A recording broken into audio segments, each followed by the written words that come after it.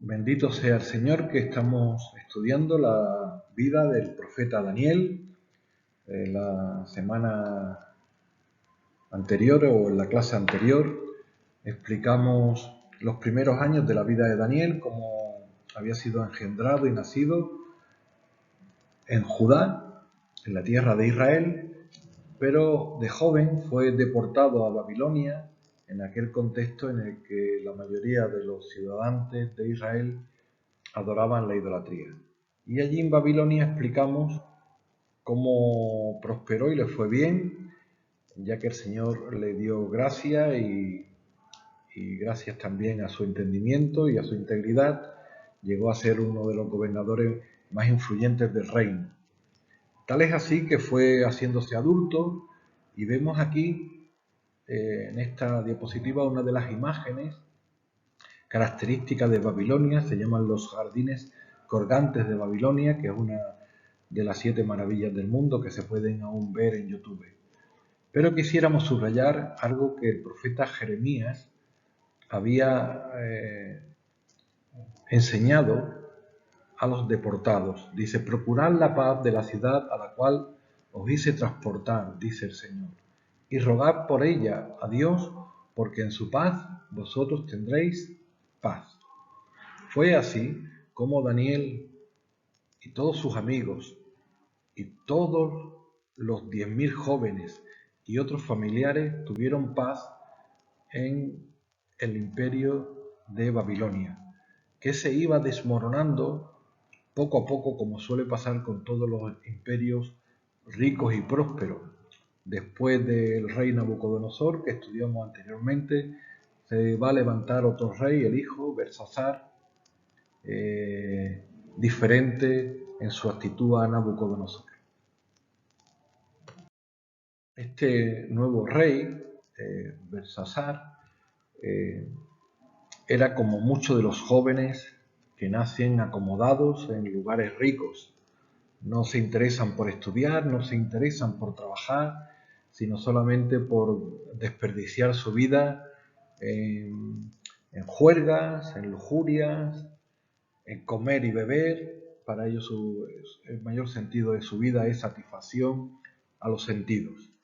No encuentran otro sentido al trabajo, ya que no tiene que buscarle un rendimiento, y tampoco piensan que glorifica a Dios o que sirva a los demás.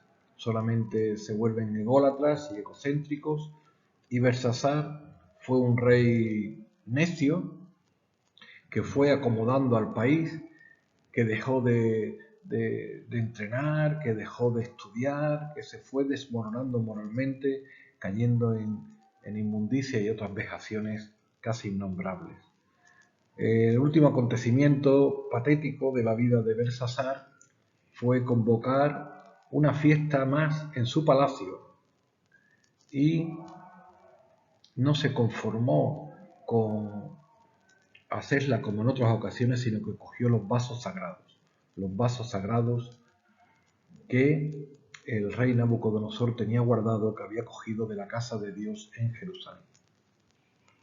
Con aquellos vasos sagrados, Belsasar ofendió al Dios de la gloria, brindando con ellos a los dioses del vino, a los ídolos, y desagradando muchísimo esto a Dios, quien hizo una señal portentosa. Entró en la sala unos dedos de una mano y pintaron en la pared, a la vista de todos, Mene, Mene, Tekel, Urfasim.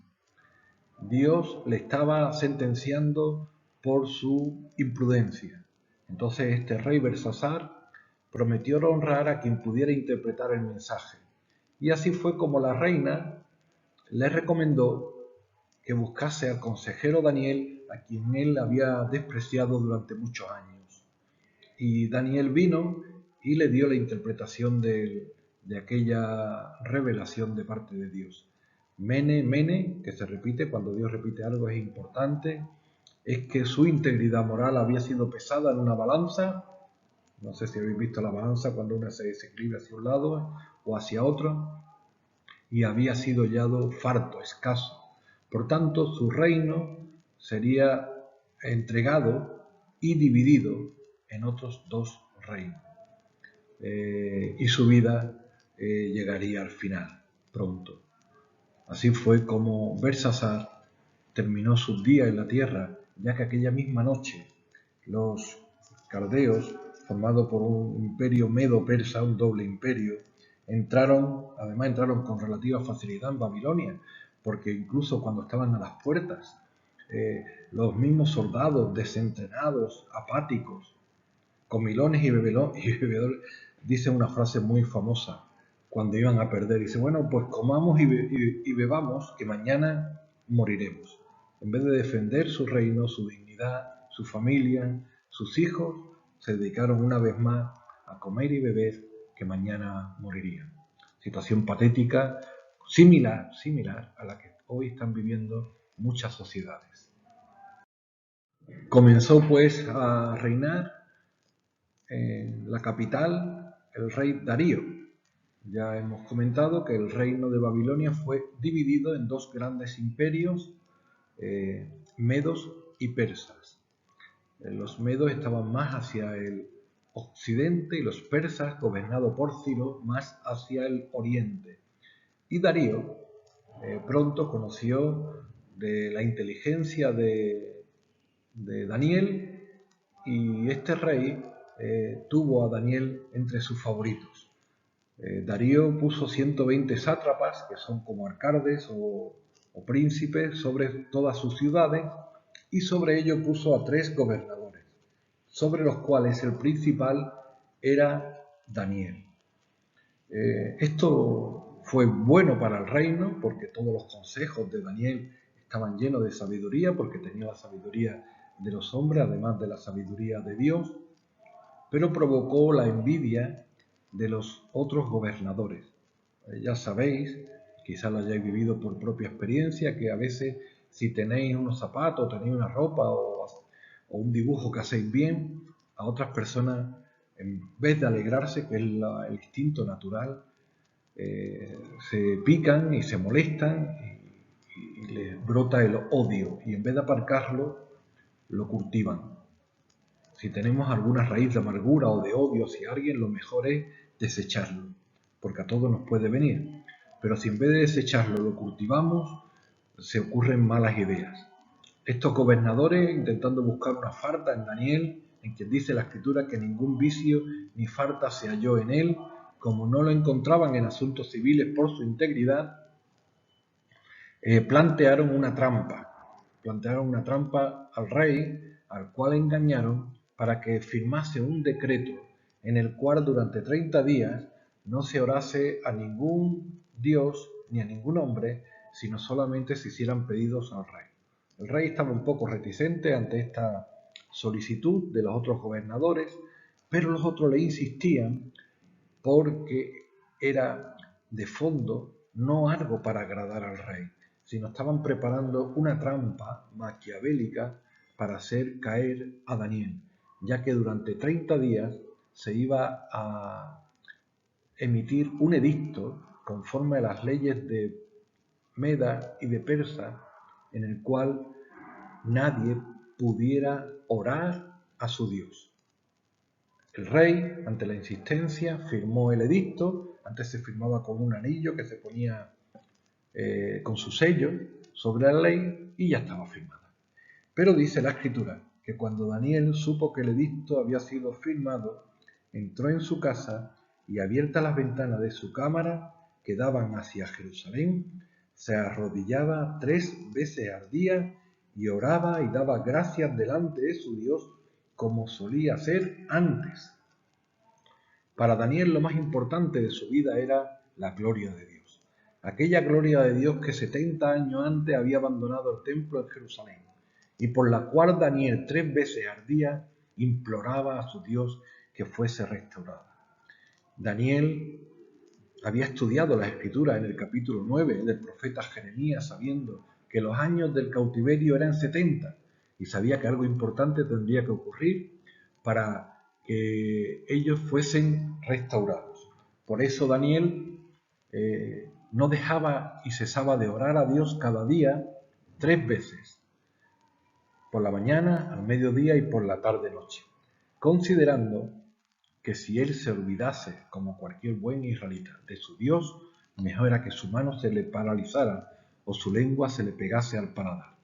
Por eso Daniel prefirió obedecer a Dios antes que aquel edicto que aquellos gobernadores tramposos habían decretado.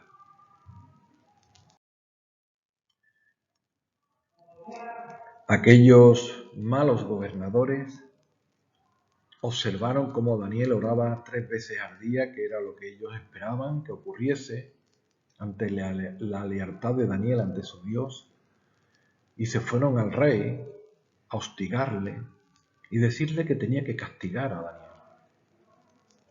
Ante la reticencia del rey, le presionaron. El rey no quería castigar a Daniel porque sabía que era un hombre íntegro, inocente, y lo que estaba haciendo estaba bien, estaba adorando a su Dios, y por lo cual también su imperio era bendecido.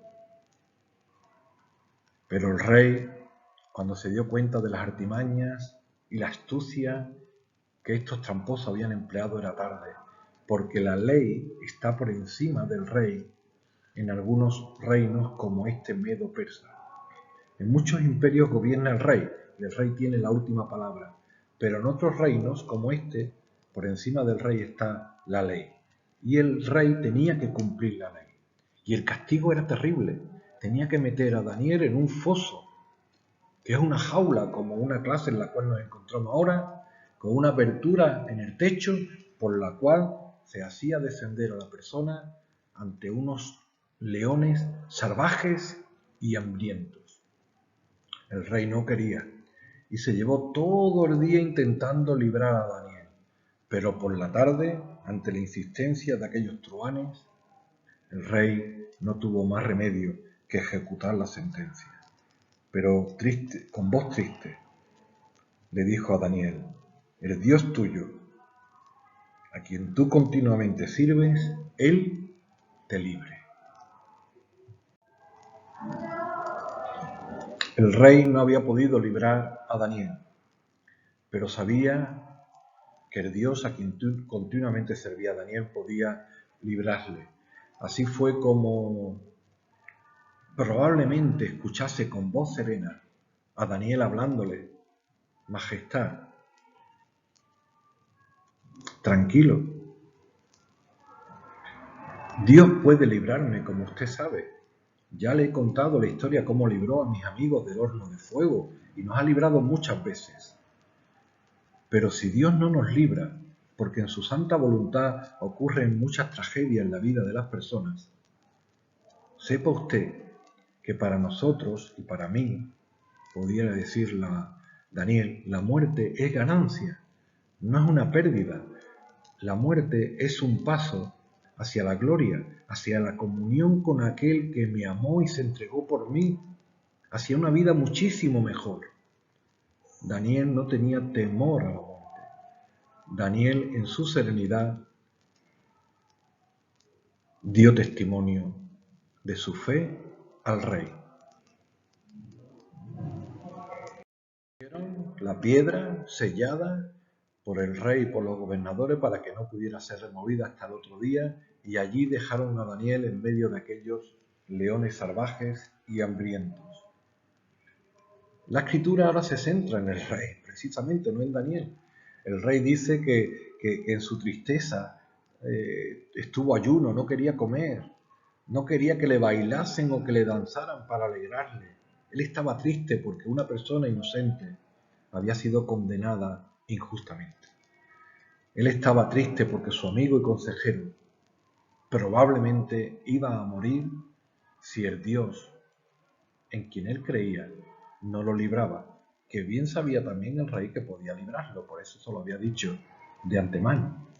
Y esperando y velando durante la noche, al final, cuando se hizo de día, rápidamente el rey se fue con los soldados en medio del patio y, acercándose, dio voces a Daniel con voz triste y le dijo: Daniel, siervo del Dios viviente, el Dios tuyo, a quien tú continuamente sirves, te ha podido librar de los leones? El silencio para el rey sería tremendo, pero al rato el rey escuchó: «Oh rey, vive para siempre. Mi Dios envió su ángel, el cual cerró la boca de los leones para que no me hiciese daño, porque ante él fui hallado inocente, y aún delante de ti, oh rey, yo no he hecho nada malo». Oh, qué contento se puso el rey de ver de que su amigo Daniel estaba vivo, de que su Dios lo había salvado. Había enviado su ángel que había tapado la boca de los leones. Así fue como el rey ordenó que inmediatamente sacasen a Daniel del foso y que en esa misma trampa que habían preparado los otros gobernadores los metiesen a los otros con sus familias, los cuales fueron devorados inmediatamente por los leones, que no dejaron ni un hueso de ellos. Bueno, hemos aprendido en toda la vida del profeta Daniel, que por cierto aún le quedaron algunos años más allí, que detrás de una gran prueba viene una gran bendición. La primera prueba con el alimento, Daniel fue prosperado. En la otra prueba que tuvieron sus amigos en el horno de fuego, ellos fueron también reconocidos. Y ahora detrás de esta gran prueba podemos sacar 3 aplicaciones que quisiera compartiros como final de la lección y de la vida de Daniel. El rey hizo un edicto que tenemos aquí recogido en esta diapositiva, en el cual recoge: todos teman y tiemblen ante la presencia del Dios de Daniel. Nótese que a nuestro Señor se le reconoce en todo el imperio como el Dios de Daniel, porque es el Dios viviente. Su reino no será destruido y su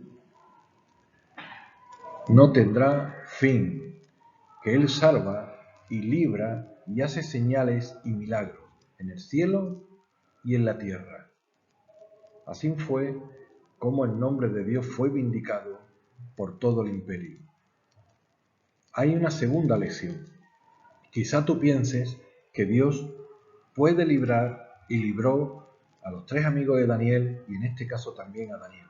Pero a ti no te libra de alguna enfermedad o no te libra de algún problema o de algún vecino, de algún compañero que te insulta o te molesta. Ciertamente puede que sea así y probablemente sea así. Todos tenemos pruebas y tenemos cosas tristes y Daniel también tuvo muchas. Daniel era un hombre eunuco durante toda su vida y él también podía haber sido librado de que no fuese deportado y sin embargo Dios permitió que fuese deportado. Cada prueba es una oportunidad que el Señor permite para honrar su nombre y también para que siempre recordemos que si el Señor no nos libra de algo, es para que siempre recordemos el castigo de nuestro pecado. Cayó sobre nuestro Señor Jesucristo, quien, como recoge el Salmo 22, también sufrió las garras de los leones, las mordeduras de los lobos, las cornadas de los toros como de Basán. Cuando nuestro Señor Jesucristo estaba sufriendo y padeciendo como varón de dolores los sufrimientos por el pecado, Él fue desamparado por el Padre, el cual ha prometido que no nos desamparará a nosotros, sino que cuando nosotros estemos en sufrimientos, Él enviará su Espíritu para consolarnos y confortarnos, porque Él un día sí desamparó a su propio Hijo para podernos amparar a nosotros y saber valorar y apreciar el valor de nuestra redención. Y finalmente, y última aplicación, es que este decreto llegó hasta el otro rey, el rey de Persia, llamado Ciro, el cual cuando se enteró, contactó con Daniel y aprendió lo que de él estaba escrito en el libro de Isaías, y que también recoge segundo de Crónicas 36 y Esdras.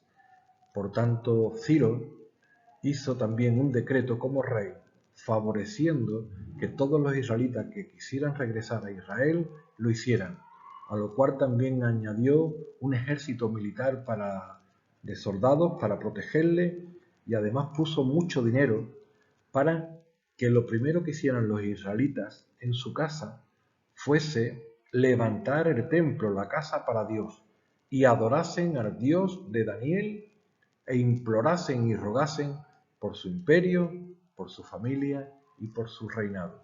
Así que podemos ver cómo detrás de esta hermosa historia de Daniel, al pasar 70 años, se cumplió aquella promesa profetizada por Jeremías. Y detrás de esta historia y de esta dura prueba de Daniel en el foso de los leones, todos los israelitas que lo quisieran, porque muchos se quedaron allí a vivir, pudieron regresar con un primer objetivo: construir la casa para Dios, el denominado templo de Dios. Y hasta aquí la historia de Daniel. Que el Señor os bendiga.